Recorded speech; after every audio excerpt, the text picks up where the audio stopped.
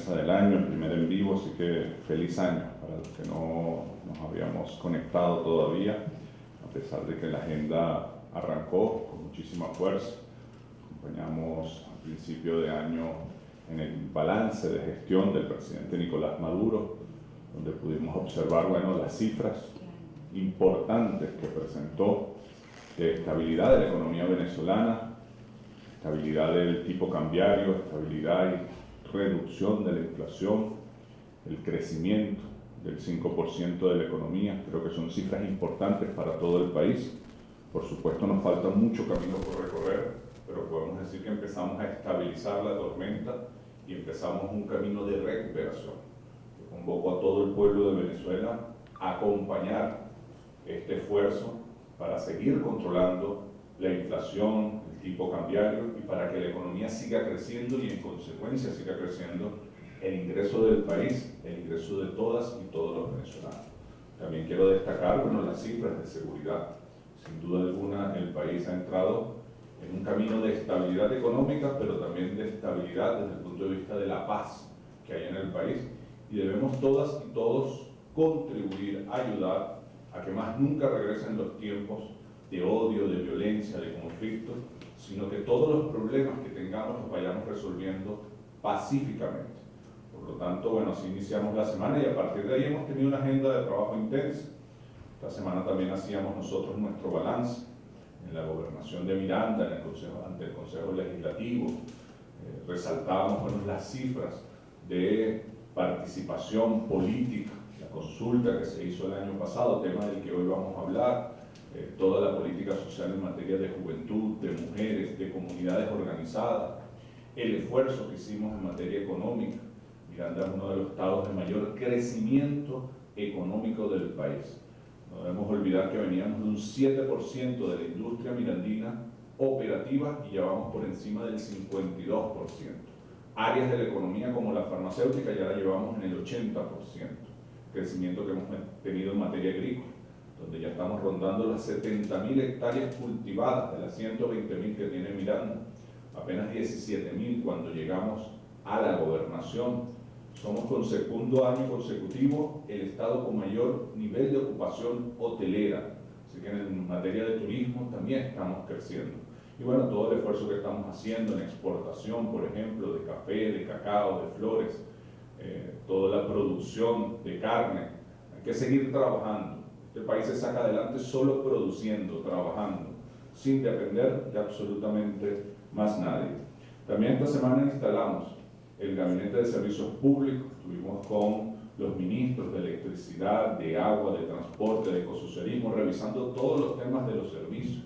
¿Cuál es el plan de inversión para nuevos pozos de agua, para asfaltado, recuperación de puentes, recuperación de fallas de borde, iluminación, agua servida? Es un trabajo intenso en el que nos vamos a concentrar de manera coordinada, gobierno nacional, regional, municipal y lo más importante, las comunidades organizadas. Yo les pido a todas y a todos contribuir en esta dirección. También estuvimos esta semana trabajando los nuevos ingresos a los sistemas de protección, de seguridad, de cuidado de la población de Miranda. Son 478 nuevos funcionarios, entre policías, protección civil, bomberos. Con este nuevo ingreso llegamos a 5.500 funcionarios. Ya no somos esa gobernación disminuida que nos entregaron, sin funcionarios, sin patrullas, sin ambulancia. Hemos hecho un gran esfuerzo en estos 6 años para recuperar la capacidad operativa de la gobernación. Ya llevamos 5.500 funcionarios a través de un esfuerzo colectivo. Hemos instruido crear la Universidad de la Seguridad en todos los ejes, en el eje de Barlovento, Valles del Tuy, Guarenacuatire, Altos Mirandinos, en el eje metropolitano. Hemos construido con la juventud una política de acercamiento para visibilizar estas áreas de formación, para enamorar a nuestra juventud en estas áreas de formación, y ahí vemos el resultado. Ahí hablaba con la nueva funcionaria, Reverón, 24 años, TSU en enfermería, está haciendo su licenciatura en enfermería, se acaba de graduar de policía de Miranda, tiene un hijo de 6 años, y le preguntaba por qué había decidido ser policía. Y ella me decía que su mamá es enfermera, que su papá es un seguridad privado y que ella había escuchado hablar muy bien de la policía de Miranda y que quería contribuir, ayudar a proteger al pueblo de Miranda. Esa es la juventud que es el futuro de Venezuela. Esa misma juventud que está en las Olimpiadas Científicas, en las Olimpiadas de Gas y Petróleo, en los festivales de lectura, en el movimiento de emprendimiento, en la producción de café, que es campeona de los Juegos Nacionales, que es parte de los patrimonios culturales, de la parranda de los Santos Inocentes, de la parranda de San Pedro, de los Diablos Danzantes de Yare, de los tambores de San Juan, de los palmeros de Chacao. Esa es la juventud que es orgullo de Miranda. También ese día entregamos 2 patrullas nuevas y 18 motos de alta cilindrada. Seguimos fortaleciendo. Apenas 6 patrullas nos entregó el exgobernador, con un índice delictivo el más alto del mundo. 106 homicidios cada 100.000 habitantes. Ya lo bajamos de 106 a 7.8 y lo vamos a seguir bajando. Este año va a seguir bajando el índice delictivo. ¿Cómo? Bueno, trabajando de manera coordinada, todos los niveles de gobierno, invirtiendo en patrullas, en motos, en bicicletas, en drones, en cámaras, en tecnología, trabajando de manera respetuosa con la sociedad, de manera científica, y ahí se ven los resultados. También esta semana entregamos completamente recuperado el campo de fútbol de Mesurra, que cuando llegamos a la gobernación nos los entregaron destrozados, como entregaron destrozada toda la gobernación, como entregaron destrozado todo el municipio de Sucre. No olvidemos el basurero que era el municipio de Sucre, no olvidemos lo que era la redoma de Petare, desastre, no podían ni con una redoma y pretendían gobernar un estado. Hemos ido recuperando poco a poco, a pesar de las dificultades del bloqueo, de las sanciones, de la pandemia, ahí vamos, recuperando. Ya tenemos un municipio de Sucre más limpio, ya tenemos una redoma de Petare ordenada y ahora hemos recuperado este campo deportivo que nos habían entregado completamente destrozado. Este campo de fútbol se suma a los campos de fútbol que ya hemos entregado en Valles del Tuy, en el municipio Independencia, en el municipio Simón Bolívar, al campo de fútbol de Guarena, al de Guatire, al campo de fútbol de Higuerote, al campo de fútbol, a estos campos de fútbol vamos a sumar, tenemos listo el de Mariche, está a punto de culminarse el del municipio Huaycaipuro, Los Teques, tenemos listo el de Río Chico, de mi pueblo natal. Todos los municipios van a tener su cancha de fútbol de grama artificial. Acabamos de entregar la semana antepasada la piscina olímpica completamente recuperada. Tenemos una agenda deportiva intensa para este año 2024. Y cerramos la semana, el día viernes, bueno, con 2 actividades muy bonitas. Primera, el diplomado en cacao. Seguimos apostando a las 4 F. La F de formación, la F de formalización, acompañar a todos los sectores que emprenden, a los sectores productivos, a combatir contra el burocratismo del Estado y a organizar todo el proceso legal. La F de financiamiento, este año ya entregamos la primera lote de financiamiento a los emprendedores, a los sectores agrícolas, y la F de feria, espacios para que muestren, bueno, sus productos. Yo les comentaba ya a los cacaoteros que cuando hicimos la feria de cacao y ron, el comentario que más se repetía era cuando la gente salía de la carpa de chocolates. Más de 1.500 marcas de chocolate venezolano. Y todo el mundo nos comentaba, yo no sabía que había tantos tipos de chocolate y de tanta calidad en Venezuela. Bueno, eso es para que sientan orgullo de lo hecho en Venezuela, de lo capaces que somos los venezolanos.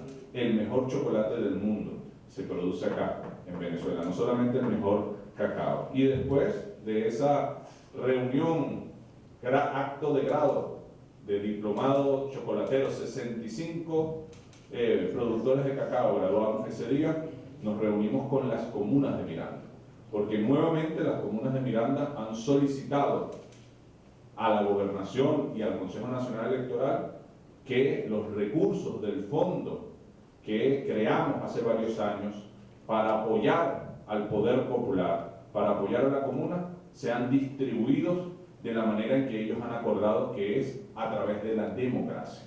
Recuerden que esta es la cuarta consulta.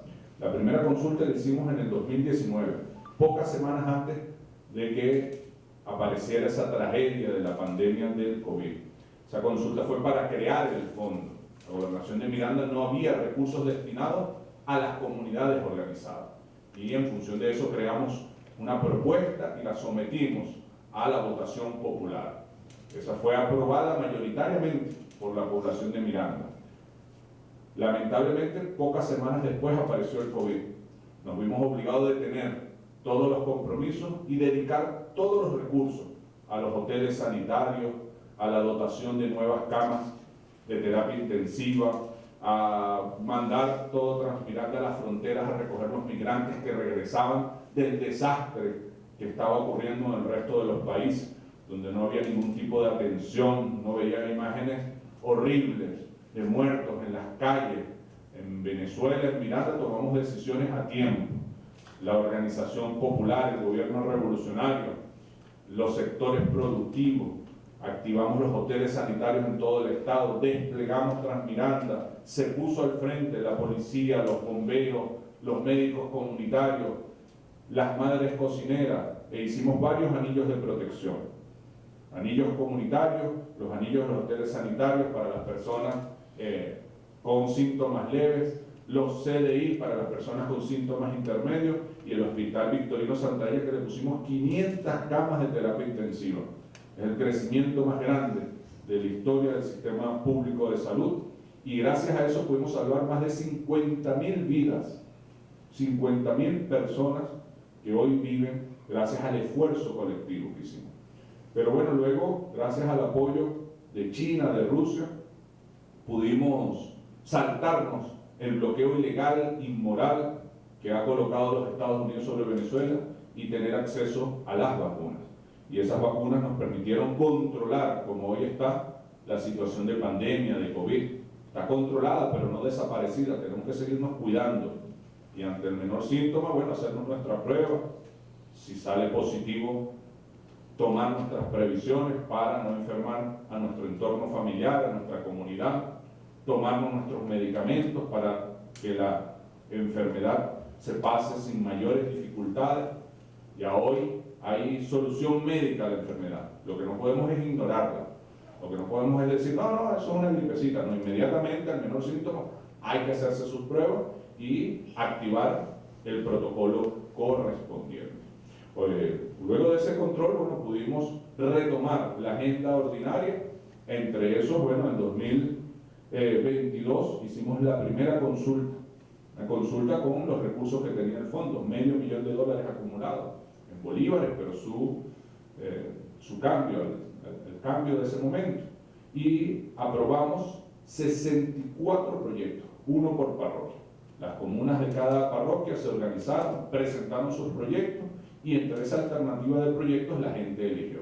Esos 64 proyectos fueron ejecutados de manera eficiente, de manera eficaz, lo cual nos dio la oportunidad en el 2023, el 7 de mayo del 2023, de hacer la segunda consulta. Esta vez elevamos la jugada, la elevamos a $1 millón. Esa consulta fue positiva, se eligieron los 64 proyectos y están en ejecución esos 64 proyectos. Yo quiero dar algunos detalles de esos proyectos. De esos 64 proyectos, 6 son proyectos de agua, 1 es un proyecto de ambiente, 1 es un proyecto de deporte, 3 son proyectos de educación, 1 de electricidad, 5 de salud, 2 del área social y 2 de vialidad. Esa es la totalidad. De esos 64 proyectos al día de hoy, el 67.18% están ejecutados al 100%.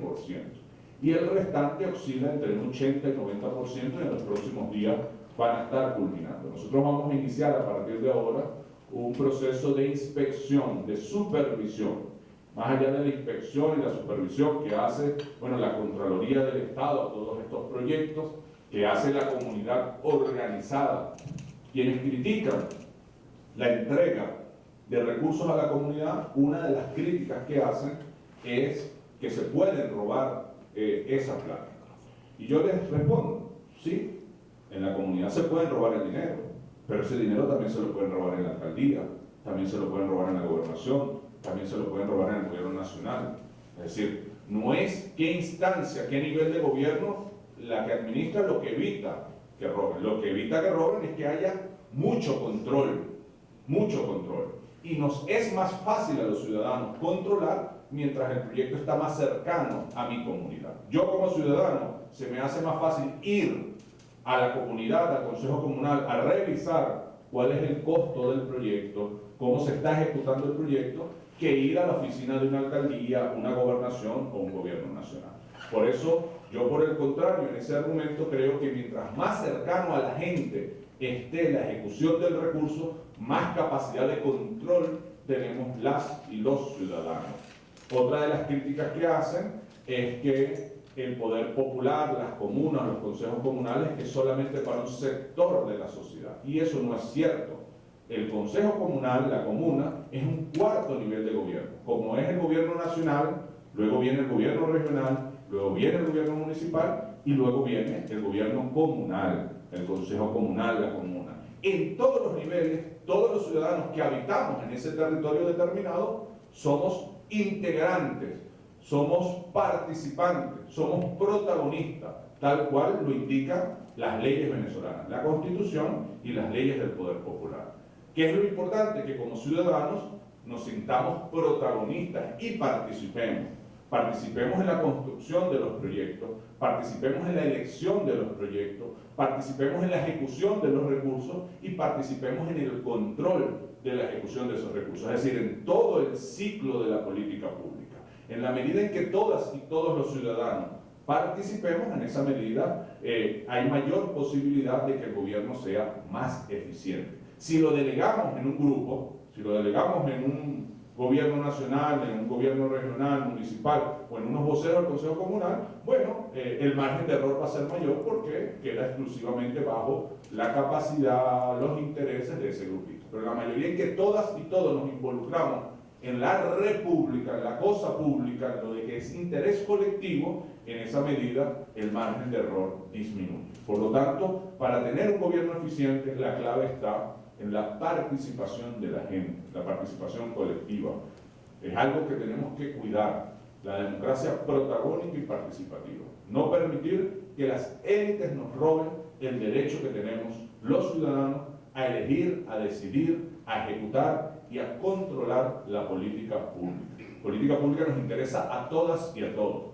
No son verdad esas tesis individualistas de que mis problemas yo los resuelvo individualmente. Claro que tiene que haber un esfuerzo individual, pero ese esfuerzo individual va de la mano de un esfuerzo colectivo. Los seres humanos somos seres sociales por naturaleza. Todo lo que sabemos lo sabemos porque aprendemos de otros. Un idioma, unas costumbres, una religión, un conocimiento científico que durante la historia se ha venido construyendo, lo vamos absorbiendo de nuestros padres, de nuestros maestros, del entorno cultural en el que nacemos. Y eso es importante que tengamos conciencia. Somos seres sociales, somos seres colectivos. Y en consecuencia el esfuerzo individual tiene que ir de la mano de un esfuerzo colectivo de todas y de todos para ir hacia adelante. Hoy, con todas estas redes sociales, quieren convencernos de que solo depende del ejercicio individual y no es cierto. La pandemia es una muestra de eso.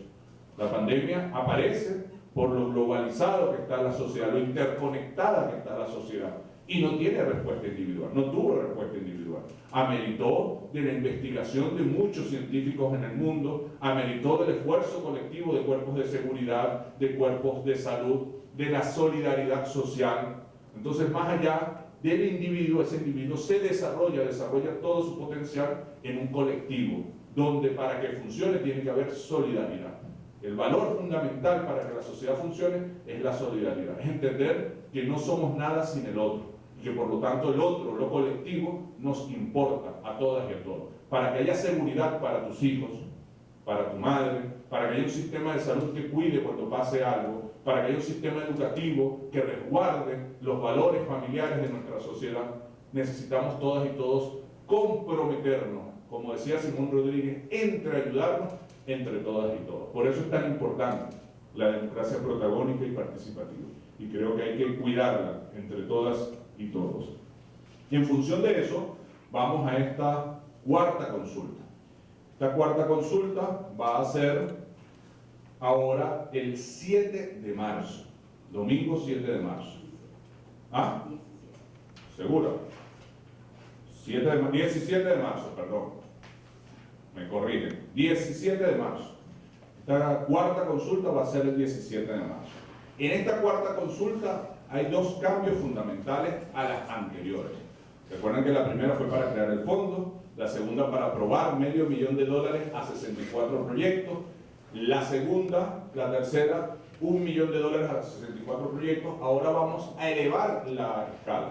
Vamos a llevar el monto a $2 millones que hemos acumulado en el fondo y vamos a bajar el nivel de parroquia a comuna. Son más de 400 comunas que hay en el estado Miranda.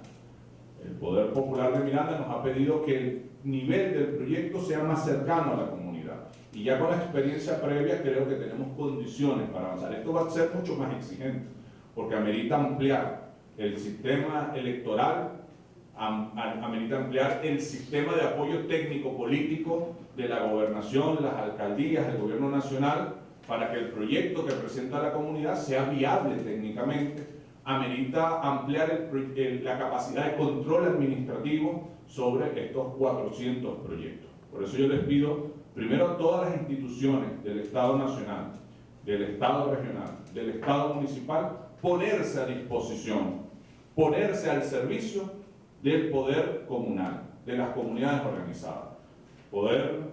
Esos 4 niveles de poder no son para competir entre ellos, son para entreapoyarse, para entreayudarse, para complementarse. Por más esfuerzo que haga un gobernante nacional, regional o municipal de desplegarse en el territorio, no puede estar en todas partes al mismo tiempo. La única forma de hacerle seguimiento diario es confiar en la ciudadanía organizada. Uno pudiera hacer una pregunta al revés. Si el que se lanza gobernador, alcalde, le pide la confianza al ciudadano, ¿por qué quien gobierna no confía en el ciudadano? Tenemos que confiar en nuestra ciudadanía. Entonces vamos a elevar esta jugada, va a ser el 17 de marzo. Van a poder elegir entre 3 proyectos por cada comuna, 3 proyectos distintos.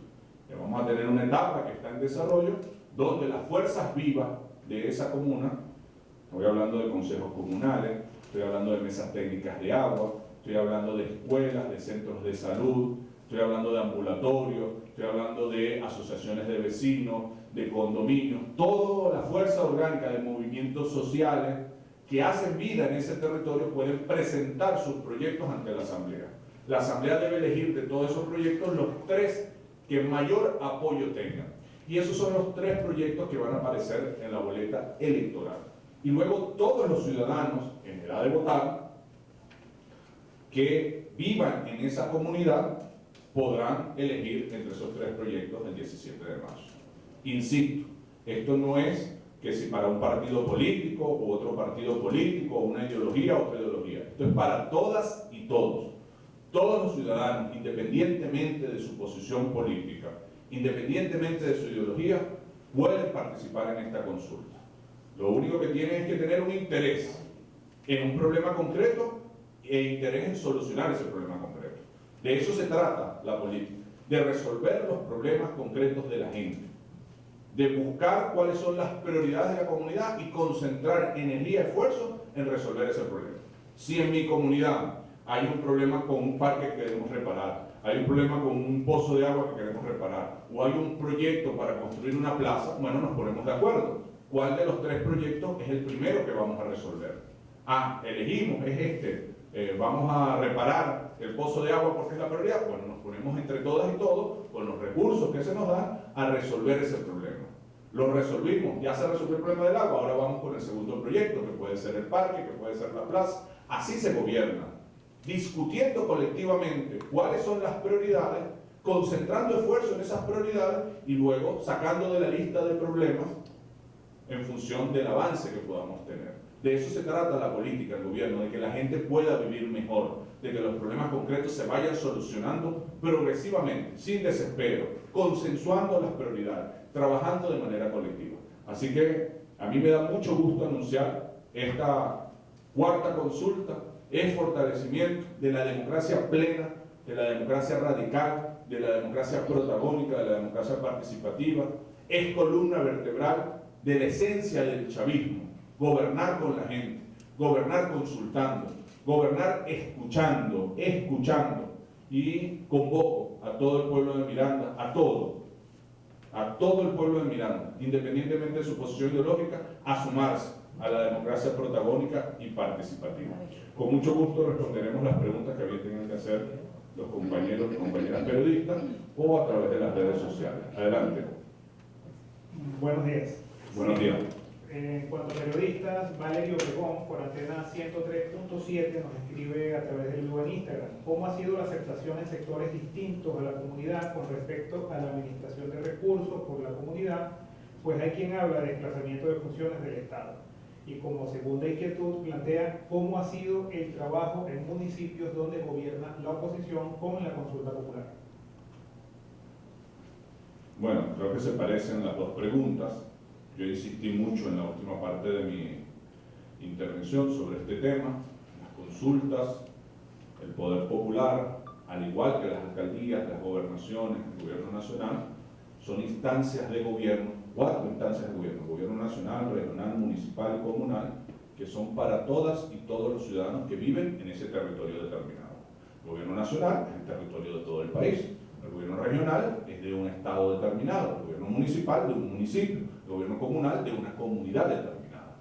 O sea, ahí lo único que se diferencia es el nivel, el tamaño del territorio, pero es para todas y todos los ciudadanos que viven ahí. Aquí tenemos que quitar esa costumbre, muy marcada en Miranda, por cierto, de que si gana un opositor, entonces solamente va a gobernar en los municipios que ganó.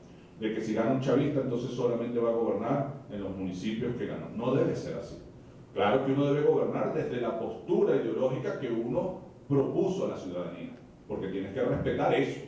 Si tú vas a una elección y alguien dice: mira, si yo gano, este es mi proyecto, esto es lo que yo voy a hacer, esto es lo que yo voy a defender, y el otro dice: no, yo si gano voy a hacer esto, la gente elige entre esas dos opciones, y tú tienes que respetar, gobernar desde la postura que ganó la mayoría, pero tienes que gobernar para todas y todos. Por eso es que cuando nosotros, por ejemplo, vamos a hacer campos de fútbol, lo hacemos en los 21 municipios.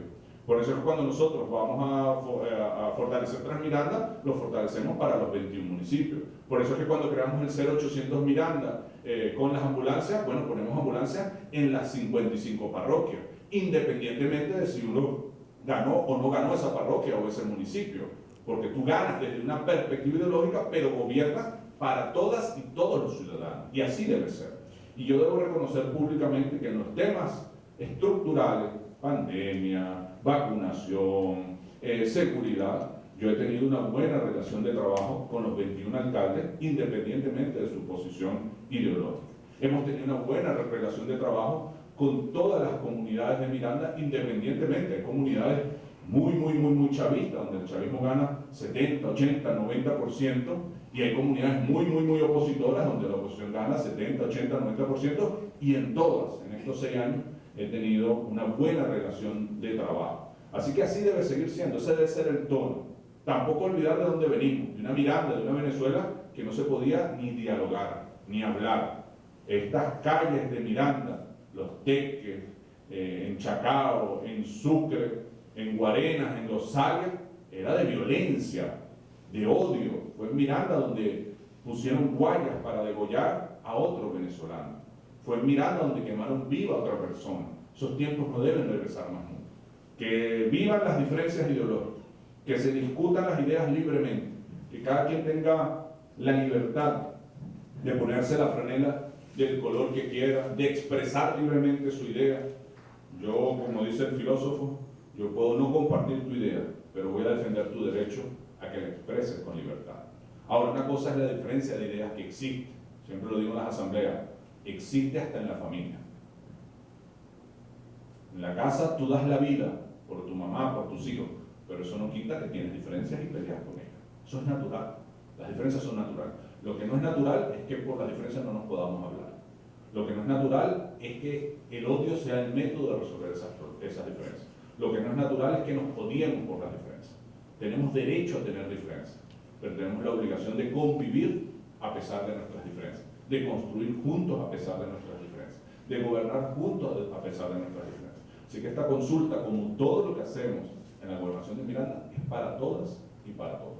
Y yo invito a todas y a todos los ciudadanos. A mí no me importa si usted es chavista, opositor, si usted vota o no vota por mí. Si usted es mirandino, vive en Miranda y en su comunidad hay un problema, usted tiene derecho a participar, tiene derecho a votar, tiene derecho a elegir, tiene derecho a trabajar junto a mí para solucionar esos problemas, tiene derecho a controlar la administración de esos recursos. Así que mi invitación es a la participación de todas y de todos para fortalecer la paz, la convivencia, la democracia y lo más importante, para solucionar los problemas concretos de su comunidad. Sí, Cotanalpi. Bienvenida, Nancy. Gracias, buenos días, gobernador. Buenos días. Usted destacaba que iba a tomar como prioridad para este año 2024 desde la Gobernación de Miranda los temas concernientes en cuanto a los servicios, salud, electricidad, pero también me gustaría saber cómo se trabajará desde la entidad el tema de la producción, tomando en cuenta que también hace unos días se efectuó la primera corte de productores en la entidad. ¿Qué se tiene previsto para eso? ¿Cuáles serán esos rubros que se estarán importando quizás a nivel nacional e internacional? Y a su vez las líneas de trabajo que trabajarán desde esta entidad en cuanto a las 7T que fueron planteadas por el presidente de la República. Gracias. Bueno, al final están directamente relacionados, ¿no? Una de las claves fundamentales para que la economía del país y la economía de Miranda se dispare, una es la paz. Gran parte del problema del turismo de Miranda, de la producción de cacao en Miranda, las condiciones de inseguridad en las que me entregaron el Estado. Es muy difícil, yo creo que pocos venezolanos no les gustaría ir a Barlovento. 110 kilómetros de costa, el mejor cacao, el mejor tambor, los mejores ríos, sin duda alguna es algo muy agradable, pero ¿quién va a ir si tenía un índice de homicidios en Miranda de 106 homicidios cada 100.000 habitantes, el más alto del mundo? ¿Quién iba a ir si tenías el más alto índice de secuestro? Entonces, los primeros años que nos encargamos en disminuir en más de un 90% ha sido clave, no solamente para que para que los productores volvieran a sus haciendas a producir, para que la industria se disparara. Ahora, un segundo elemento clave, ya controlar la seguridad, es seguir recuperando los servicios. Para que la industria funcione, tiene que tener buen sistema eléctrico. Para que la gente vaya a las posadas, debe funcionar la luz, debe funcionar el agua, deben funcionar las carreteras. Entonces, cuando hablamos de servicios, también estamos hablando, por supuesto, de economía. Por eso estamos concentrando prioridad. Yo te decía en el balance, cuando arrancamos toda esta batalla por el agua, el sistema TUI estaba produciendo 11.000 litros por segundo, ya lo llevamos a 17.000. Su capacidad es 23.000, vamos hacia eso. Vamos a llevar el sistema TUI hacia su máxima capacidad. Pero aún llevándolo a su máxima necesitamos nueva fuente. Solo el año pasado hicimos más de 100 pozos de agua, este año vamos a hacer 150 pozos de agua para seguir incrementando la capacidad hídrica de Miranda. Hemos iniciado un proceso de recuperación de vías urbanas, autopistas, vías de ciudad, pero también de vías agrícolas. Solo el año pasado más de 300 kilómetros de vías agrícolas, este año tenemos otro grupo interesante de vías agrícolas. Eso redunda inmediatamente en que los sectores productivos, como te dije, pasamos de 17.000 hectáreas a más de 70.000 hectáreas de las 120.000 que se pueden sembrar en Miranda. Yo estoy seguro que al ritmo que vamos a llegar al máximo de capacidad productiva agrícola. Miranda no es de los estados con mayor potencialidad agrícola. En Venezuela hay cerca de 13 millones de hectáreas agrícolas que se pueden producir, pero bueno, nosotros vamos a cumplir y además estamos acompañando con el consejo científico para que, a pesar de tener menos hectáreas que el resto del país, nuestras hectáreas sean mucho más productivas que el resto del país a través de mejorar la técnica, la ciencia que se aplica, y por eso la formación permanente a nuestros productores de café, a nuestros productores de cacao, a nuestros productores de frutas, hortalizas, flores, de papas, que son como nuestras fortalezas. El eje hacia los Altos Mirandinos, un eje productor de flores, de frutas, de hortalizas. Ya ocupamos un poco más del 40% del mercado de frutas y hortalizas de toda la región central de Venezuela. Eso antes era inexistente para Miranda. Ya somos un exportador permanente. Solamente Japón nos está pidiendo cada 3 meses 3.000 kilos de cacao de alta calidad, de café, perdón, de alta calidad. Estamos exportando flores, estamos exportando cacao, estamos exportando chocolate. Entonces, bueno, Miranda, el sector industrial, el 25% de las poligonales industriales del país están en Miranda. La industria farmacéutica ya está en un 80% de Miranda, pero la industria farmacéutica de Miranda es el 90% de la industria farmacéutica del país.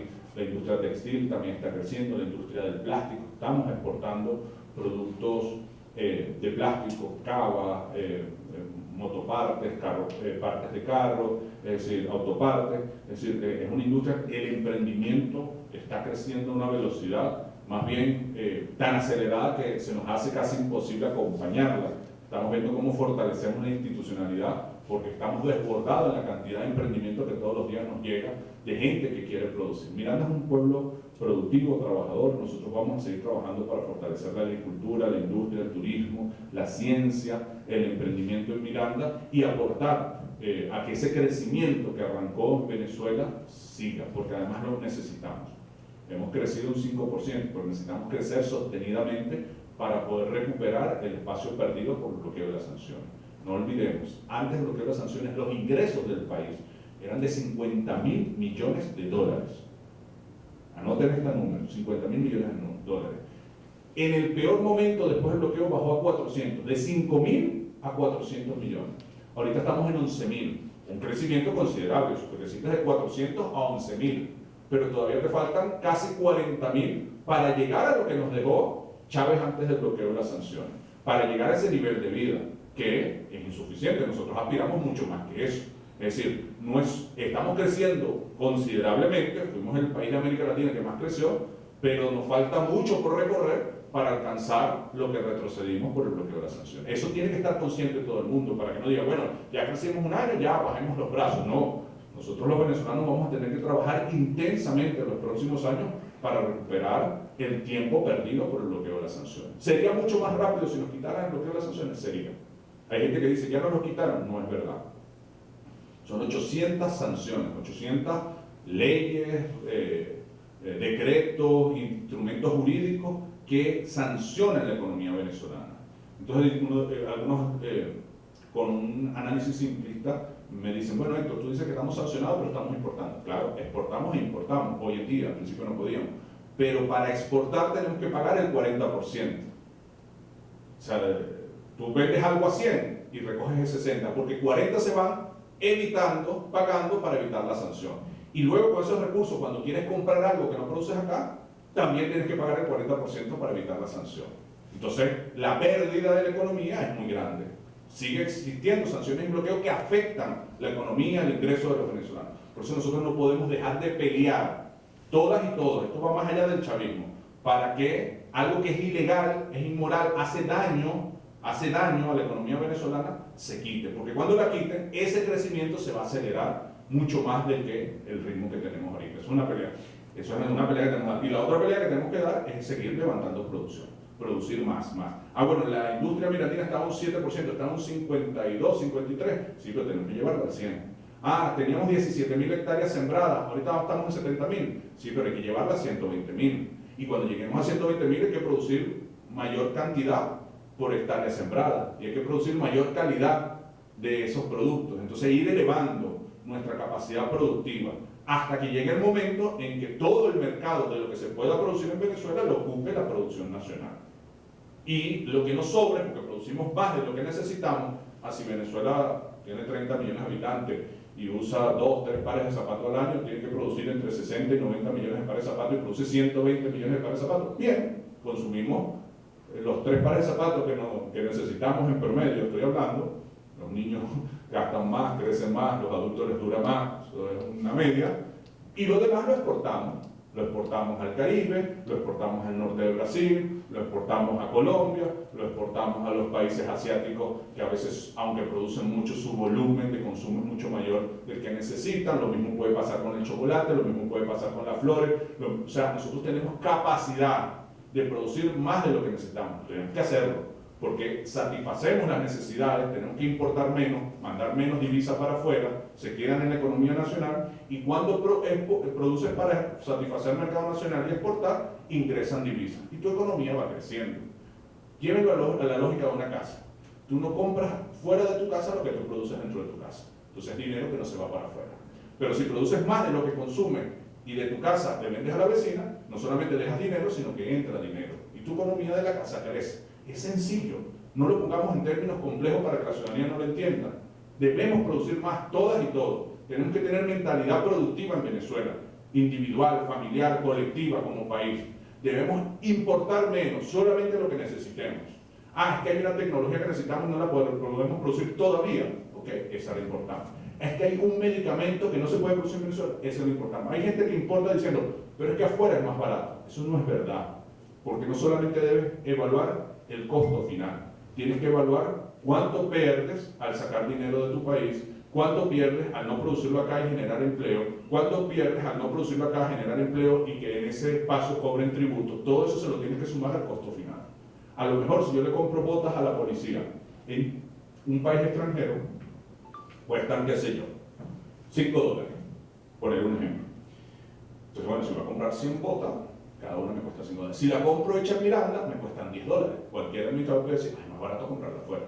No, ya va, agrégale el costo de esa bota, cuánto cuesta que tú no generes ese empleo aquí, cuánto cuesta que tú no cobres ese tributo acá, cuánto impacta eso en el Producto Interno Bruto. Si todos empezamos a pensar así, todas las realidades, las gobernaciones, las instituciones del Estado dicen, vamos a priorizar comprar en Venezuela porque generamos más empleo, generamos más tributos, generamos más Producto Interno Bruto, la economía se recicla internamente y no se va hacia afuera. Eso es una lógica que tiene que convertirse en sentido común en la sociedad venezolana, porque es la única manera de que la economía crezca.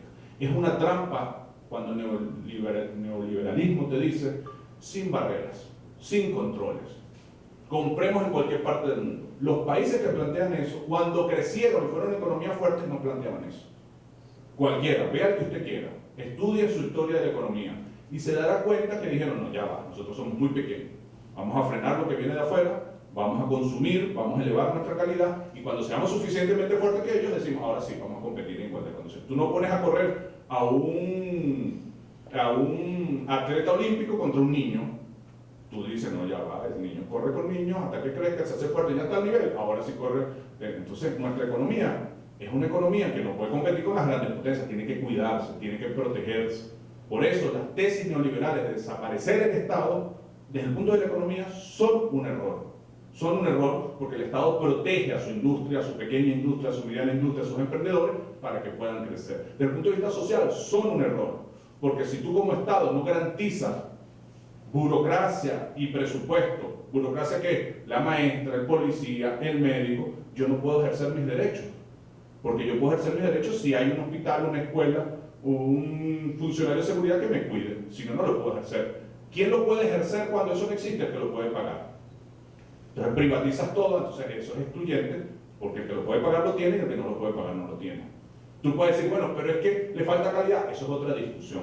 Está bien, le falta calidad, yo soy de los que dice, a la educación venezolana le falta calidad, pero eso no me plantea a mí, elimina la escuela pública, no, la respuesta es eleva la calidad de la escuela pública, porque hay neoliberales, veamos lo que está pasando en Argentina. No hay suficiente calidad, elimínala. Bueno, ¿y qué hace que no la puede pagar? La respuesta no puede ser eliminarla, la respuesta tiene que ser un Estado mejor, más eficiente, más eficaz, que los servicios que prestemos a la ciudadanía eleven su nivel, no eliminarlo. Y eso está en debate hoy, en la sociedad mundial, latinoamericana, las redes sociales, la motosierra, eliminemos todo. ¿Y cómo se quedan los que no pueden pagar? Cuidado con eso. Eso es un debate que va más allá de las posiciones partidistas. Todas y todos tenemos que estar conscientes de eso porque está en juego nuevamente la presencia del Estado. El sector productivo privado es el que más le interesa que haya un Estado fuerte, que los ayude, que los acompañe, que los proteja. ¿De qué se nutre el sector productivo si el Estado no invierte en ciencia?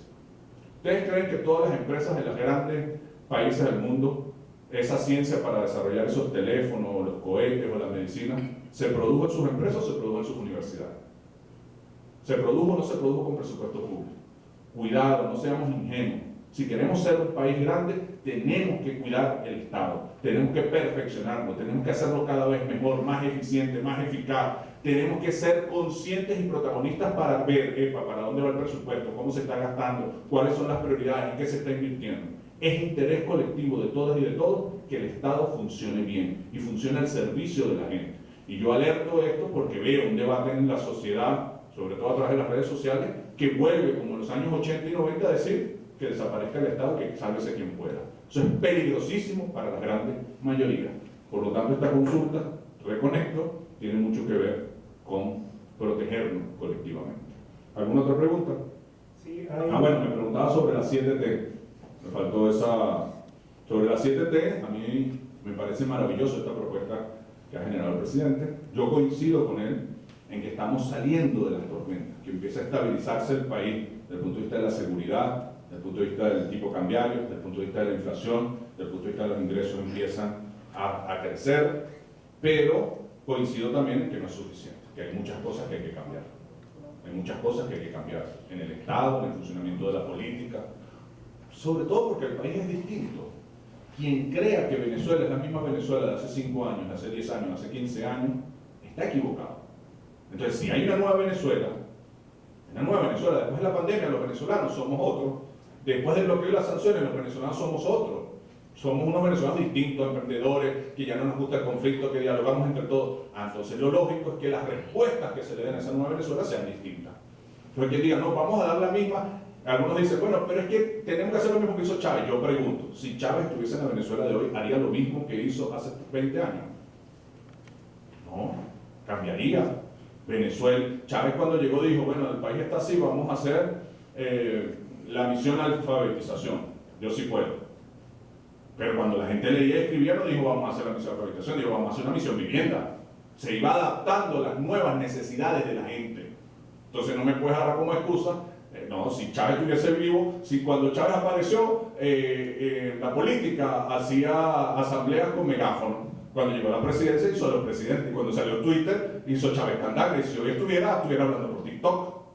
Porque Chávez, a medida que la sociedad iba cambiando, iba reconociendo con los mismos principios, el mismo proyecto, cómo adaptarse a la nueva realidad. Hoy hay una nueva Venezuela y nada más chavista que adaptarse a la nueva realidad. Por eso yo aplaudo estas 7 transformaciones, porque es ponernos a hablar de las cosas que hay que cambiar, es ponernos a ver el futuro. Hemos tenido muchos años en resistencia, aguantando, pandemia, bloqueo, sanciones. Se calmó la tormenta, entonces ya es tiempo de bajar los brazos sin descuidarse, porque todavía hay unos vientos por ahí complicados, pero empezar a ver el horizonte. Discutir las 7 transformaciones es un poquito ahora volver a soñar. ¿Qué vamos a hacer para dentro de 5 o 10 años? ¿Cómo nos soñamos Venezuela? ¿Cómo soñamos la educación, la salud, la infraestructura, la ciencia? ¿Hacia dónde tenemos que agarrar? ¿Hacia dónde vamos a navegar ahora que el mar se está calmando? ¿Cuál es nuestro puerto? ¿Cuál es nuestro objetivo? Entonces las 7 transformaciones son eso. Yo invito. Se ha empezado un gran debate. Ayer me mandaron como 400 fotos de 400 asambleas que se hicieron en todo el país. Bueno, yo convoco a toda la sociedad, a todas las comunidades, a todos los movimientos sociales a debatir que estas 7 transformaciones no sean de un grupo de políticos, que sea de todos los ciudadanos aportando, soñando, diciendo esto es lo que queremos hacer y empujando. Un país se hace entre todas y todos. Finalmente, la usuaria Gladys González. Vamos a tener, hasta el último informe eran 419 espacios, pero ayer en antier me dijeron que eso podía llegar a 443. No puede haber una comunidad del Estado que se quede sin ser protagonista de la comuna. ¿Qué vamos a hacer en aquellos territorios donde no hay comunas? Nada, se organiza ese territorio como un territorio en construcción, se genera la consulta, quiénes van a promover la consulta y las fuerzas vivas que hagan vida en ese territorio. Si hay un consejo comunal, bien. Si hay una asociación de vecinos, bien. Si hay un condominio, bien. Si no, las escuelas que están en el territorio, o las mesas técnicas de agua, las mesas técnicas, si hay un poquito de cada una, bueno, se reúnen entre todas y entre todas promueven la consulta en el territorio que les corresponde. Si es bueno que en el futuro vayan consolidando y cumpliendo con la ley para que sea más fácil bajarle los recursos a esos niveles de gobierno y para que puedan administrar directamente bienes, recursos y resolver problemas. Pero si eso no los tienen listos, porque antes, bueno, era un tema muy polarizante, no importa, lo vamos construyendo. Pero hoy, en esta consulta, todos los territorios del Estado Miranda participan. Yo me comprometo con ustedes a publicar en mis redes cuáles serían los territorios, pedirle al equipo que los organice de manera que sea sencilla de entender de qué territorio es cada comunidad, para que todos puedan sumarse. Pero nosotros tenemos que hacer un esfuerzo porque todas las políticas públicas cubran la totalidad de la población y el territorio, y esta no va a ser la excepción. Así como estamos haciendo con las ambulancias, son todas las parroquias, con las canchas son todos los municipios, con las patrullas son todos los cuadrantes. Igual lo vamos a hacer con la asignación de recursos. Esta consulta es para todas y para todos. Hay gente que dice, bueno, Héctor, pero en tal comunidad que son antichavistas, eso a mí no me importa. No, yo tengo que gobernar para todas. Yo soy chavista, yo gobierno desde una perspectiva, desde una mirada, desde un enfoque del chavismo. Porque yo cuando fui a la elección de la gobernación, yo dije yo soy chavista y la gente votó por una postura chavista. Había otra opción. En la primera elección, el candidato era el exalcalde de Sucre, ¿no? Creo que de Primero Justicia.